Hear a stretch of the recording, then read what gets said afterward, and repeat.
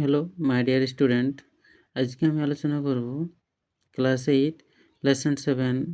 English তার যে third part সেটা আলোচনা করব। এ কিংস টেল, একজন রাজার গল্পের তৃতীয় পার্ট আজকে আমি আলোচনা করব ফার্স্ট ইউনিটে। দেখো, আগের দিন আমরা পড়েছিলাম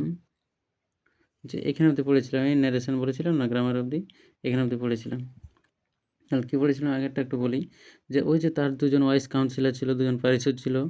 তারা কি করেছিল, ওই যে স্যার হেক্টর এবং তার ওয়াইফকে আদেশ দিয়েছিল, কি দিয়েছিল, কি আদেশ করেছিল,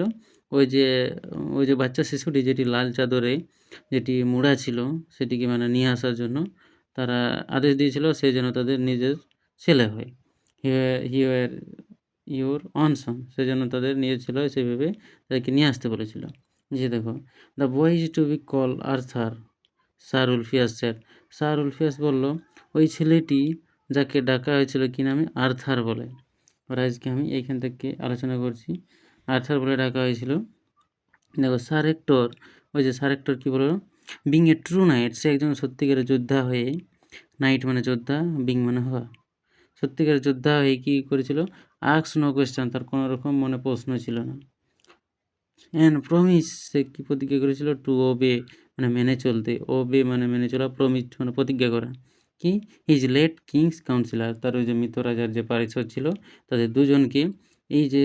এখানকার যে শাসনভার সেটা মানে মেনে চলতে বাধ্য করেছিল। ওবে মানে মেনে চলা, প্রমিস মানে প্রতিজ্ঞা করা, তারা যেন আর কি দায়িত্ব নেই এখানকার, সেটা মানে মানতে প্রতিজ্ঞা করেছিল। নিচে দেখো,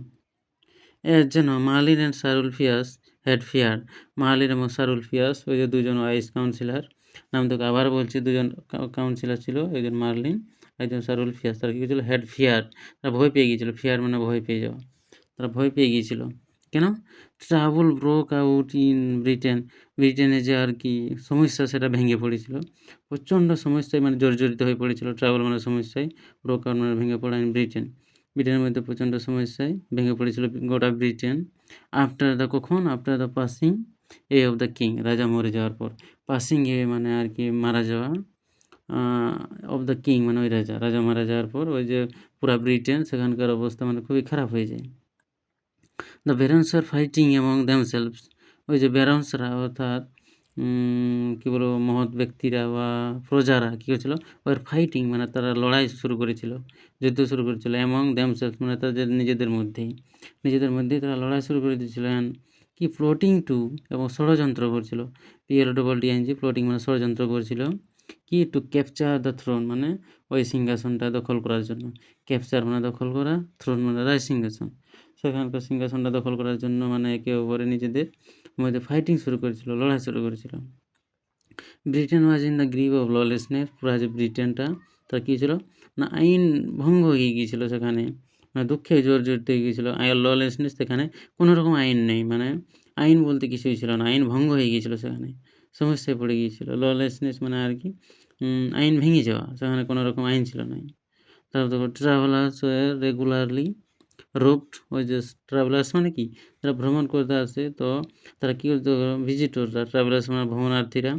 রেগুলারলি মানে নিয়মিতভাবে, রোব মানে আর কি ছিনতাই হতো, রোব মানে তাদের চুরি করা হতো, তাদেরকে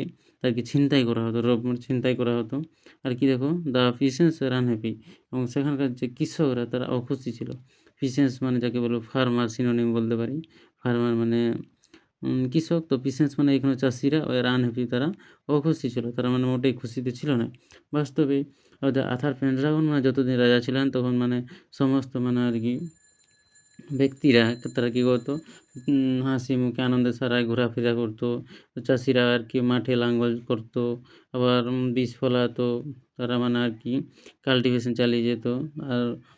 বিভিন্ন যে প্রজা ছিল লোকজন তারা নির্ভয়ে তারা আর কি রাস্তাতে হাঁটাহাঁটি করতো।